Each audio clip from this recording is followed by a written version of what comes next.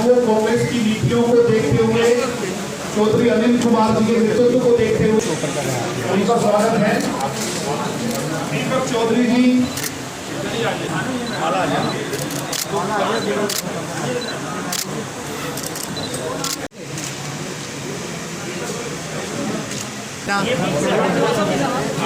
एकदम बता गए वो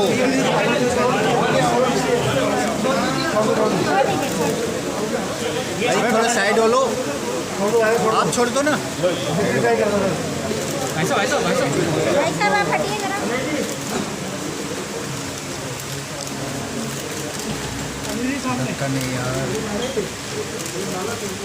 और पूर्वांचल के बहुत ही मजबूत नेता भाई राणा सुजीत सिंह जी का कांग्रेस के इस प्रांगण में दिल की गहराइयों से स्वागत करता हूं, अभिनंदन करता हूं, जिन्होंने एनसीपी के टिकट से छतरपुर विधानसभा से चुनाव लड़ा था। और आज इस कांग्रेस पार्टी के प्रांगण में अश्विनी कुमार जी एडवोकेट है, उनका भी बहुत बहुत स्वागत करता हूं। सूरज सोनी जी वो भी एडवोकेट है, उनका भी बहुत दिल की गहराइयों से स्वागत करता हूं। श्री अनिल कुमार जी जो जनता दल यूनाइटेड के प्रदेश महासचिव हैं, वो भी हमारी पार्टी में आए, उनका भी तहे दिल से स्वागत करते हैं। भानु प्रताप सिंह जी प्रदेश महासचिव है जनता दल यूनाइटेड के, वो भी हमारी पार्टी में राहुल गांधी जी की सोच के साथ अनिल चौधरी जी के कामों को देखकर दिल्ली कांग्रेस ज्वाइन करी है, उनका भी तहे दिल से शुक्रिया अदा करते हैं। दीपक चौधरी जी वो भी जिला महरौली से, उनका भी तहे दिल से स्वागत करते हैं। मैं आज ये कहते हुए मुझे बड़ी शान महसूस हो रही है, राहुल गांधी जी का शुक्रिया अदा करना चाहता हूं कि भाई अनिल चौधरी जी जैसे शख्स को दिल्ली प्रदेश कांग्रेस कमेटी का अध्यक्ष बनाया, जिसने ना अपने परिवार को देखा, ना अपने बच्चों को देखा, ना बीमारी देखी, ना घर देखा, और पूरी मजबूती के साथ लोगों की सेवा के अंदर लगे रहे। आज हमारे यहाँ पर जो लोगों ने ज्वाइन किया, मैं उनसे भी कहना चाहता हूँ कि हम भी साथ मिलकर दिल्ली प्रदेश कांग्रेस कमेटी को भाई अनिल चौधरी जी के हाथों को मजबूत करेंगे और कांग्रेस पार्टी को 2022 के अंदर निगम के अंदर हमारी सरकार आएगी, मजबूती के साथ आएगी। बहुत बहुत शुक्रिया। जय हिंद, जय भारत। आप सभी भाइयों और बहनों को राणा सुजीत सिंह का नमस्कार। मेरे प्रिय भाइयों और बहनों, लोग आज सुबह से कह रहे हैं कि आज मेरी घर वापसी हुई है। मैं बहुत खुशी के साथ कहना चाहता हूँ कि सही में आज मेरी घर वापसी हुई है, क्योंकि हमारे माननीय अनिल चौधरी जी अध्यक्ष की जो विचारधाराएं मैंने देखी है, जो दिल्ली के प्रति, हमारे हिंदुस्तान के प्रति जो वो कर रहे हैं, उससे मैं सबसे ज़्यादा प्रभावित हुआ हूँ। और इस वजह से मैं आज दिल्ली प्रदेश कांग्रेस को ज्वाइन करने का सोचा है। मैंने ये देखा है कि हमारे पूर्वांचल समाज जो कि कोरोना जैसे पैंडेमिक के बाद दिल्ली को छोड़कर जा चुके हैं, 50 से 60% के करीब आज हमारे पूर्वांचली भाई दिल्ली में वापस नहीं आए। मैं जब माननीय अनिल चौधरी जी से मिला तो उन्होंने मुझे ये सुझाव दिया कि आप उन सभी को दिल्ली वापस लाओ और फिर से उनके घरों को खुशहाल करो। और ये मेरी पूरी कोशिश रहेगी कि जितने लोग इन सब चीज़ों से प्रभावित होकर यहाँ से बाहर गए हैं, मैं उनके लिए 24 घंटे उपलब्ध हूँ। आप कभी भी कहीं भी मुझे अपनी परेशानियाँ बता सकते हैं और मैं अपनी पूरी कोशिश मेरी रहेगी कि आपके परेशानियों को मैं खत्म कर सकूं। और माननीय राहुल गांधी जी की जो सोच है, आज मैंने देखा है कि हमारे प्रधानमंत्री से सवाल करने का जो हिम्मत रखते हैं वो हमारे माननीय श्री राहुल गांधी जी रखते हैं। तो इन सब चीज़ों से हमें काफ़ी हिम्मत मिलती है और मैं आप लोगों से वादा करता हूँ कि 2022 के जो चुनाव होने हैं, निकाय चुनाव, इसमें हमारी कांग्रेस पार्टी भारी मतों से जीत लाएगी। ये मेरा आपसे वादा है। मुझे घोषणा करते हुए बहुत खुशी होती है और ये बताते हुए कि आज पूर्वांचल के जो अलग अलग राजनीतिक दलों में जो कार्यकर्ता कहूँ या पूर्वांचली चेहरे कहूँ या उन संगठनों से जुड़कर के दिल्ली में उन विपक्षी पार्टियों के साथ एक उम्मीद के साथ लगे हुए थे, आज उन दलों को छोड़ करके कांग्रेस की विचारधारा के साथ जुड़ रहे हैं, जिसमें खास तौर से मुझे बताते हुए हर्ष होता है कि पिछले विधानसभा चुनाव में छतरपुर से चुनाव लड़े एनसीपी के हमारे उम्मीदवार रहे, आज वो कांग्रेस पार्टी को ज्वाइन कर रहे हैं भाई राणा सुजीत सिंह। मैं उनका आभार व्यक्त करता हूँ, स्वागत करता हूँ, और उनके साथ जो सैकड़ों कार्यकर्ता हैं वो भी आज कांग्रेस परिवार की सदस्यता जुड़ रहे हैं, तो उनका भी अभिनंदन। हमारे ऐसे ही बदरपुर से आप जानते हैं कि बदरपुर पूर्वांचल समाज के एक बहुत मजबूत क्षेत्र रहा है, गरीब तबका है जिन्होंने अपने आशियाने वहां बनाए हैं, लेकिन दिल्ली की सरकार से, केंद्र की सरकार से बहुत सारी उम्मीदें थी, जिनसे मायूस होकर के आज भाई प्रमोद जी के नेतृत्व में जो हमारे उम्मीदवार रहे, आज कांग्रेस परिवार से कुछ कार्यकर्ता, जिसमें खास तौर से अनिल कुमार जी जो प्रदेश महासचिव जनता दल यूनाइटेड दिल्ली के, आज वो कांग्रेस के साथ जुड़ गए। भाई भानु प्रताप जी से कहूँ वो भी आ जाए, जो प्रदेश महासचिव जनता दल यूनाइटेड है जेडीयू के, वो भी ज्वाइन कर रहे हैं, उनका भी स्वागत। श्री दीपक चौधरी जी जिला महरौली महासचिव जेडीयू, वो भी कांग्रेस से जुड़े, उनका भी स्वागत। और खास तौर से आम आदमी पार्टी के नई दिल्ली लोकसभा क्षेत्र के जो इंचार्ज के अध्यक्ष के हैं आम आदमी पार्टी के किराएदार भाई, जिस किराएदारों को लेकर के अरविंद केजरीवाल ने दिल्ली की जनता को गुमराह किया, बहुत सारे सपने दिखाए, आज उन वादों से और सपनों से मायूस होकर के हमारे युवा साथी श्री अश्विनी कुमार अग्रवाल आज कांग्रेस पार्टी से जुड़ रहे हैं, उनका भी स्वागत है। भाई श्री सूरज सैनी एडवोकेट हैं, कार्यकर्ता हैं आम आदमी पार्टी के, युवा हैं, वो भी परिवार से जुड़ रहे हैं, और उनके आए हुए तमाम साथी जो आज कांग्रेस की सदस्यता ग्रहण कर रहे हैं, मैं उनका स्वागत करता हूँ, अभिनंदन करता हूँ। खासतौर से बदरपुर से हमारे सुजीत भाई दक्षिण दिल्ली से आज काफी जो पूर्वांचल को लेकर के बड़े गंभीर रहते हैं, उनकी दिक्कतों के लिए संघर्ष करते रहते हैं। जब उनसे बात हुई कि आप क्यों लड़ना चाहते हैं, कहते भाई साहब चुनाव तो मैं लड़ लिया, चुनाव लड़ना है हर किसी व्यक्ति का सपना हो सकता है, लेकिन जो समाज के साथ जो छल हुआ, जो उनकी दिक्कतें हैं, जो उम्मीदें थी, जिन पे सरकारें खड़ी नहीं कर रही, आज गरीब जाए तो जाए कहाँ उनकी सुनवाई के लिए, उनकी लड़ाई लड़ने के लिए मैं आज कांग्रेस पार्टी से जुड़ रहा हूँ, और इस विश्वास के साथ कि राहुल जी जो ऊर्जा हमें देते हैं, उस ऊर्जा पे कांग्रेस का कार्यकर्ता सड़क पर उतर करके काम करता है, लड़ाई लड़ता है। तो इस उम्मीद के साथ आप जुड़े, मैं आपका आभार व्यक्त करता हूँ, आपका धन्यवाद देता हूँ, और ये लड़ाई हमारी जारी रहेगी। और बहुत सारे साथी इस कांग्रेस परिवार से जुड़ने के लिए मुझसे निवेदन कर रहे हैं, उनको भी अतिशीघ्र हम कांग्रेस परिवार में जोड़ने का काम करेंगे। बहुत बहुत धन्यवाद। जय हिंद, जय कांग्रेस। दोस्तों, आपने देखा है जो पूर्वांचलों के साथ छल होता है, भेद होता है, यही केजरीवाल क्या बोला था पीछे कि 500 रुपए का ट्रेन में टिकट लेके आ जाता है दिल्ली और 5 लाख का इलाज करा के चला जाता है। दिल्ली हम सब की है, हम सब पूरे देश के कहीं से भी आ सकते हैं और इलाज करा के जा सकते हैं। दिल्ली सभी की है, राजधानी है। तो और जो लॉकडाउन हुआ जब पिछले साल मार्च में, तो पूर्वांचलियों के साथ क्या हुआ, पैदल लोग सड़कों पे 1000 किलोमीटर 12 किलोमीटर अपने बच्चों को एटैची के ऊपर अपने कंधे पे पैदल नंगे पहुंच जा रहे हैं। उसमें भी प्रशासन सबको परेशान करते थे, दुखी करते थे। हम सब पूर्वांचलियों को इस चीजों को ध्यान रखना चाहिए।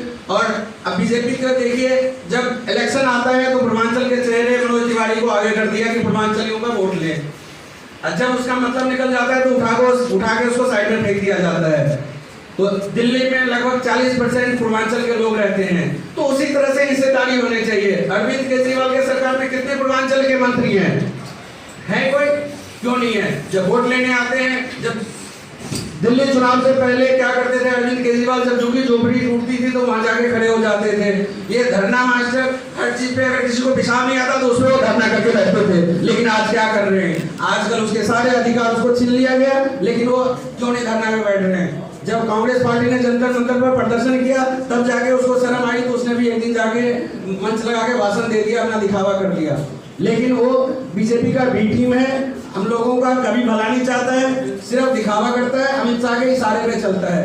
तो हम सब पूर्वांचल भाइयों को एक साथ मिलके एकजुट होके कांग्रेस का साथ देना चाहिए। कांग्रेस हमेशा धर्मनिरपेक्ष राजनीति करता है, सभी जात धर्म को लेके चलते हैं, सभी लोगों को पूरे देश का सम्मान करते हैं। आप कांग्रेस के साथ ज्वाइन किए, इसलिए सभी का बहुत बहुत धन्यवाद। जय हिंद, जय भारत, जय। मुख्यमंत्री बन के आए और जिस तरह से निर्णय करें, एक दावे के साथ जब पंजाब गए थे, याद होगा, चुनाव लड़ने के लिए अरविंद केजरीवाल नए हथकंडे और नई बातें करते रहते कि पंजाब को नशा मुक्त करेंगे। पता नहीं पंजाब को तो नशा मुक्त किस तरह से करते हैं, लेकिन दिल्ली को जिस तरह से नशे की राजधानी बनाने का काम वो कर रहे हैं, कांग्रेस पार्टी इस तरह की नीतियों का विरोध करेगी। न केवल विरोध करेगी, घर घर तक उन बातों को भी पहुंचाएगी जो दिल्ली की जन विरोधी नीतियां हैं, और ऐसे युवाओं को अपने साथ जोड़ने का काम निरंतर जारी रखेगी। पार्टी सबसे पहले जंतर मंतर देगी और कांग्रेस पार्टी इसके खिलाफ न केवल सड़कों पर उतर रही है, कांग्रेस पार्टी घर घर जाकर के इसके खिलाफ आंदोलन कर रही है। कांग्रेस का कार्यकर्ता, कांग्रेस की ये सोच रही है युवाओं को आप लोकतंत्र मजबूत करने के लिए वोट का अधिकार देते हैं। और ये जो विपक्षी पार्टी, खासतौर से अरविंद केजरीवाल जो बड़े बड़े दावे करते हैं, शिक्षा का मॉडल तैयार करते हैं, पंजाब में जाते नशा मुक्ति का नारा देते हैं, मैं कहना चाहता हूँ अभी दिल्ली में शिक्षा नहीं, शराब बेचने की नीति। आज इस दिल्ली को नशे की राजधानी आपने बना दी। पहले ही दिल्ली को तमाम नंबर 1 की उपाधि मिल गई है, प्रदूषण में, जाम में दिल्ली का सबसे गंदा शहर की नंबर 1 की उपाधि इसी केजरीवाल साहब की सरकार में मिली। अफसोस ये है कि केंद्र की सरकार जिस तरह से आम आदमी पार्टी का सहयोग लेकर के और आम आदमी पार्टी केंद्र का सहयोग लेकर के दिल्ली को किस रास्ते पे ले जा रहे हैं, दिल्ली को बर्बाद करने की राह पर वो लेके जा रहे हैं, इसका विरोध कांग्रेस पार्टी करती है। नियंत्रण होगा कोरोना पे? ये अफसोसजनक है, तो अरविंद जी को बताना चाहिए कि रात में कर्फ्यू लगा करके किस तरह से वो कंट्रोल करना चाह रहे हैं। हमने तो उनमें सुझाव दिए थे, हमने कहा था कि वैक्सीनेशन बढ़ाइए, हमने कहा था कि आपके मोहल्ला क्लिनिक पर बड़े बड़े दावे किया करते थे, तो मोहल्ला क्लिनिक की स्थिति क्या है, क्या किसी मरीज को वहाँ जांच हो रही है? नहीं हो रही है। हमने कहा कंटेनमेंट जोन आपने बढ़ाए हैं, तो वहाँ गरीब आदमियों के लिए, मजदूरों के लिए 10,000 रुपये की न्याय जैसी योजना के तहत मदद दीजिए। तो अफसोस ये है कि अरविंद ने हमेशा से भगवान भरोसे दिल्ली को छोड़ा हुआ है, और एक बार फिर सिद्ध हो गया है कि नाइट कर्फ्यू में किस तरह से संक्रमण पर लगाम लगेगी, अरविंद को बताना चाहिए। आपने घर वापसी करके कांग्रेस को खुश कर दिया है, इसके पीछे क्या रीज़न है, बताइए। देखिए, मैंने कांग्रेस को नहीं खुश किया, कांग्रेस ने मुझे खुश किया, क्योंकि मेरी जो विचारधारा है वो कांग्रेस से ही मेल खाती है, ये तो अब तय है। और जो घर वापसी मेरी हुई है वो इसलिए हुई है कि मैं अपने पूर्वांचली भाइयों को ज़्यादा से ज़्यादा मदद कर सकूं और उनके लिए आगे बढ़ कर के जो भी निर्णय है वो ले सकूं। आम आदमी पार्टी को छोड़ने का जो फैसला था, क्या कमियां आपको आम आदमी पार्टी के अंदर दिखाई दी और कांग्रेस के अंदर जो है वो क्या खूबियां दिखाई दी? मैं आपको बता दूं, मैं एनसीपी से चुनाव लड़ा था जी, और बेसिकली क्या है कि हमारे दिल्ली में जो मुझे लोगों के लिए करना है वो मैं कांग्रेस पार्टी में ही रह के कर सकता हूँ जी। एनसीपी बहुत अच्छी पार्टी है, हमारे शरद पवार जी की सोच बहुत अच्छी है, पर हमारे दिल्ली प्रदेश में वो इतनी एक्टिव नहीं है, एक्टिव नहीं है। वो महाराष्ट्र में सबसे ज़्यादा एक्टिव है। तो इसलिए अगर मुझे जनता के लिए काम करना है और अब हमारे जनता के लिए कुछ करना है तो मुझे कांग्रेस पार्टी में। लेकिन अभी तो सत्ता में जो है वो आम आदमी पार्टी और बीजेपी है। बिल्कुल, सत्ता में आम आदमी पार्टी और बीजेपी है, इसीलिए तो जनता परेशान है जी। और तो मुझे किस जनता प्रकार की आप काम परेशानी करेंगे? क्योंकि जहाँ तक बोला जाता है कि अभी तक कांग्रेस पार्टी जो है वो अपना अस्तित्व बचाने की कोशिश कर रही है कहीं ना कहीं। देखिए, एक्चुअली क्या है, कांग्रेस पार्टी मीडिया प्रमोशंस, जो मार्केटिंग की स्ट्रेटेजी आजकल चल रही है जी, जो सरकार के पास जो फंडिंग आती है उसमें सबसे ज़्यादा खर्च वो आज के डेट में मार्केटिंग पे कर रहे हैं, ना कि हमारे गरीब भाइयों की मदद के लिए कर रहे हैं जी। आज जो पैंडेमिक के बाद हालात हैं, लोग अपने इलाज कराने के लिए अपने घरों को बेच रहे हैं। अगर आप जा कर के लोगों से मिलें, जो कि मैं मिल चुका हूँ इन दिनों में, जो हमारा ये 4th स्टेज है पैंडेमिक का, इसमें लोगों की जो हालत है, लाखों लाख में उनके बिल है, उनके पास देने के लिए पैसे नहीं है। हॉस्पिटल वालों से मेरी बात हुई, उनका ये कहना है कि जो सरकार के तरफ से उन्हें पहले मदद मिल रही थी वो भी आज के तारीख में मिलनी बंद हो गई है, उन्हें सरकार की तरफ से कोई भी फाइनेंशियल मदद नहीं मिल रही है जी। तो मेरा ये कहना है कि जितनी खर्च वो मार्केटिंग, मीडिया और इन सब चीज़ों पे, बाहरी चीज़ों पे या चुनाव को जीतने के लिए कर रहे हैं, उसका अगर आधा भी उन्होंने देश के गरीब जनताओं के लिए कर दिया, अगर उन्होंने डोनेट कर दिया, तो मैं कहता हूं कि सबकी मुश्किलें वैसे ही हल हो जाएंगी। राणा जी, कांग्रेस को मजबूत करने के लिए आप क्या करने जा रहे हैं, आपकी क्या योजना है? सबसे पहले तो मैं सबको घर घर जा कर के उन्हें उनकी समस्याएं उनको जोड़ना और जो भी चीज़ें हैं, जो भी उनकी सोच है कांग्रेस के बारे में, मैं उनको बदलना चाहता हूँ। क्योंकि मैं आपको बता दूं कि कांग्रेस एक विचारधारा है जिससे लोग जुड़े हुए हैं। ठीक है, हमारी पार्टी अभी 2014 के बाद नहीं है, पर मैं आपको ये विश्वास दिलाता हूँ कि कांग्रेस की ही वापसी होगी, क्योंकि ये आदत है और ये सोच है। 2022 में नगर निगम के इलेक्शन हैं, तो उसके लिए आप कितनी जिम्मेदारी निभाने के लिए तैयार हैं और क्या आप भी चुनाव लड़ेंगे इसमें? नहीं, मैं कोई चुनाव नहीं लड़ रहा, क्योंकि कांग्रेस की सीट आती है तो मेरे लिए वही चुनाव है और वही जीत है। मुझे अपने कांग्रेस पार्टी को मजबूत करना है और मुझे अपने बूथों को मजबूत करना है। जो भी जनता, जहाँ भी हमारे पूर्वांचल भाई हों या और भी हों, जो भी हमारे दिल्ली प्रदेश के लिए काम करना चाहते हैं, जो जुझारू हैं, मैं उन सभी को सामने लाना चाहता हूं और उन सभी से जुड़ करके जो भी दिल्ली के भलाई के लिए हो सके वो कदम उठाऊंगा। अभी हाल ही में दिल्ली में बाइपोल इलेक्शन हुए सर, उसको लेकर आप क्या कहना चाहेंगे, जिस पर कि कांग्रेस से ज़्यादा जो है आम आदमी पार्टी का वर्चस्व रहा है, तो आप इस पर क्या कहेंगे? कि देखिए, आप भी जानते हैं कि 5 सीटों को चुनाव हुआ और उसमें से कांग्रेस ने 1 सीट जीती और 4 सीट आम आदमी ने जीती जी, बीजेपी को 1 भी सीट बड़ा नहीं साफ मिली। है। आपको पता है कि आम आदमी पार्टी के एमएलए कितने हैं? हमारे अभी 1 भी नहीं है, फिर भी हमारे पास 1 सीट है 5 सीटों में। तो जो ये जीत है, बहुत बड़ी जीत है।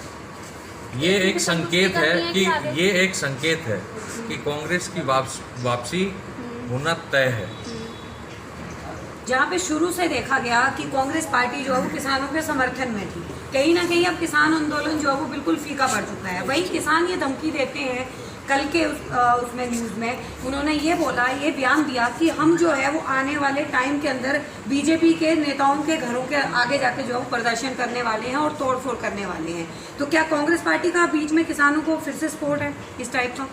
देखिए, मैं आपको कहना चाहूँगा कि कांग्रेस पार्टी को हर एक जनता का सपोर्ट है जो भारतीय है, और हमारे किसान भाइयों के लिए तो शुरू से ही सपोर्ट रहा है। आपको ये समझना चाहिए कि हमारे किसान भाई जो हमारे लिए फसल उगाते हैं, खेतों में दिन रात मेहनत करते हैं, वो भी हमारे देश के अर्थव्यवस्था में सबसे महत्वपूर्ण योगदान देते हैं। और मैं ये कहता हूँ कि जो कानून उनके लिए बनाया गया है, ठीक है, अगर वही खुश नहीं है तो क्या ज़रूरी है उस कानून को लागू करना? हम कानून तो किसान के लिए बना रहे हैं और किसान खुद ही नाखुश हैं उससे, तो हमें क्यों ऐसे लागू करनी? हमारे पास और भी बहुत सारे मुद्दे हैं, हम फिलहाल उसे सुलटा लें और उन मुद्दों पे ध्यान दें। हम किसान विरोधी क्यों बनते जा रहे हैं? और हमेशा हमारे अवनीश चौधरी जी ने किसान भाइयों के लिए रसोई चलाई, काफ़ी कुछ मदद किया, क्योंकि वो जब हमारा पेट भर रहे हैं तो हमारी जिम्मेदारी होती है कि आज वो संकट में है तो हमें उनका भी पेट भरना चाहिए। और सरकार के बारे में मैं कहना चाहूँगा कि सरकार को नीतियाँ जनता के हिसाब से बनानी चाहिए, ना कि जनता के विरोध से बनानी चाहिए। अभी कोरोना काल में जैसे कि कोरोना बढ़ रहा है, उसके लिए आप लोग क्या तैयारियां कर रहे हैं और जनता के लिए? हम लोग काफ़ी तैयार कर रहे हैं। जैसे कि मैंने बताया, मैं घर घर जा रहा हूँ और जो भी जानकारियाँ इकट्ठा कर रहा हूँ, जो भी हमारे पास हमें मालूम पड़ता है, वहाँ कंटोनमेंट जोन हम बना रहे हैं। जिस ऑफिस में आप खड़े हैं, नीचे का फ्लोर पूरा कंटोनमेंट जोन हमने बनाया हुआ था हमारे दिल्ली प्रदेश कार्यालय को भी। तो जिस दिन से ये चीज़ें शुरू हुई है, कांग्रेस हमेशा सबके साथ है और जितना हमसे बन पड़ रहा है, चाहे अनाज बांटना या फिर उनके इलाज के लिए जो भी हमसे बन पड़ रहा है वो हम कर रहे हैं। और मैं ये आपके चैनल के माध्यम से कहना चाहूँगा कि थोड़ा सा देश की जनता के बारे में सोचें। जो हमारे देश की जनता इतना टैक्स भरती है, सारा कुछ करती है, आज के डेट में जीएसटी भी भरती है, तो कुछ सरकार की भी दायित्व बनती है कि संकट की घड़ी में जनता जितनी भरती है उसके हिसाब से उनकी मदद कर दें।